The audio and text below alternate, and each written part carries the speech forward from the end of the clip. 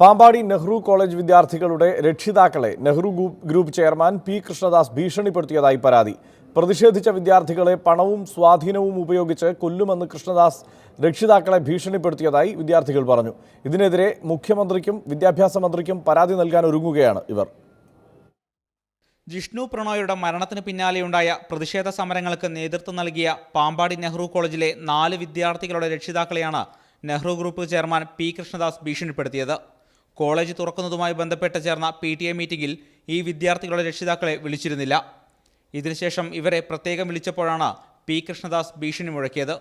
തന്റെ സ്വാധീനം ഉപയോഗിച്ച് വിദ്യാർത്ഥികളെ ഒതുക്കുമെന്ന് കൃഷ്ണദാസ് രക്ഷിതാക്കളെ ഭീഷണിപ്പെടുത്തിയതായി വിദ്യാർത്ഥികൾ പറഞ്ഞു.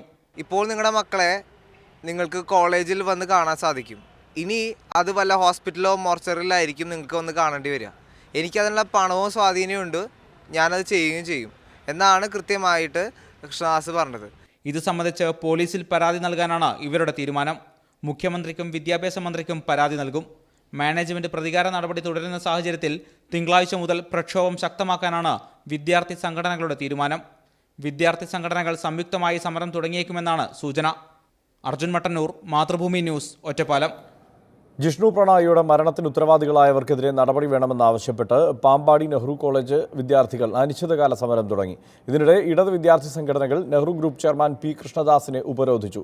തിങ്കളാഴ്ച സബ് കളക്ടറുടെ സാന്നിധ്യത്തിൽ ചർച്ച നടത്താമെന്ന് മാനേജ്മെന്റ് ഉറപ്പു നൽകിയതിനെ തുടർന്നാണ് വിദ്യാർത്ഥികൾ ഉപരോധം അവസാനിപ്പിച്ചത്. ജിഷ്ണു പ്രണോയ്ക്ക് നീതി ലഭിക്കണമെന്നാവശ്യപ്പെട്ടാണ് ജിഷ്ണുവിന്റെ ജന്മദിനത്തിൽ സഹപാഠികൾ കോളേജിന് മുന്നിൽ അനിശ്ചിതകാല സമരം ആരംഭിച്ചത്. ജിഷ്ണുവിന്റെ മരണം സംബന്ധിച്ച അന്വേഷണം 1 മാസമായിട്ടും എങ്ങുമെത്താത്ത സാഹചര്യത്തിലാണ് വിദ്യാർത്ഥികൾ സമരം തുടങ്ങിയത്. പ്രതിഷേധിച്ച വിദ്യാർത്ഥികൾക്കെതിരെ മാനേജ്മെന്റ് പ്രതികാര നടപടി സ്വീകരിക്കാൻ തുടങ്ങിയതോടെ രാഷ്ട്രീയ ഭേദമില്ലാതെ വിദ്യാർത്ഥികൾ സ്റ്റുഡന്റ് അസോസിയേഷൻ രൂപീകരിച്ച് സമരം തുടങ്ങാൻ തീരുമാനിക്കുകയായിരുന്നു. ശക്തമായൊരു വിദ്യാർത്ഥി യൂണിയൻ ഉണ്ടാവണം. അത് ഞങ്ങൾക്കുണ്ടാവും. അത് മാത്രമല്ല PTA, അങ്ങനെ PTA സ്ട്രോങ് ആയുള്ള ഒരു PTA, ഇങ്ങനെ പല ആവശ്യങ്ങൾ, വിദ്യാർത്ഥികൾക്ക് ന്യായമായ ആവശ്യങ്ങൾ ഞങ്ങൾക്ക് മുന്നോട്ട് വെച്ചിട്ടുണ്ട്. അതിൽ ഒരു തീർപ്പുണ്ടാക്കാതെ ഞങ്ങൾ ഈ സമരം പിൻവലിക്കാൻ ഉദ്ദേശിക്കുന്നു. അതിനിടെ ഒറ്റപ്പാലം ലക്കിടി ജവഹർലാൽ കോളേജിൽ നെഹ്റു ഗ്രൂപ്പ് ചെയർമാൻ പി കൃഷ്ണദാസിനെ SFI AISF പ്രവർത്തകർ ഉപരോധിച്ചു.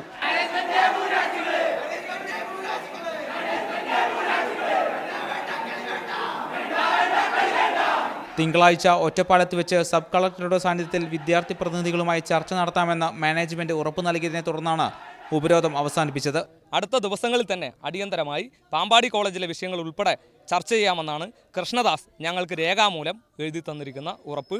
ആ ഉറപ്പിനെ തുടർന്ന് SFIയുടെ ഉപരോധം പിൻവലിക്കുകയാണ് ചെയ്തത്. ജിഷ്ണുവിന്റെ മരണത്തിന് ഉത്തരവാദികളായവരെ ശിക്ഷിക്കുക, ആരോപണ വിധേയരായവരെ പുറത്താക്കുക തുടങ്ങിയ ആവശ്യങ്ങൾ ഉന്നയിച്ച് തിങ്കളാഴ്ച മുതൽ പ്രക്ഷോഭം തുടങ്ങാനാണ് വിദ്യാർത്ഥി സംഘടനകളുടെ തീരുമാനം.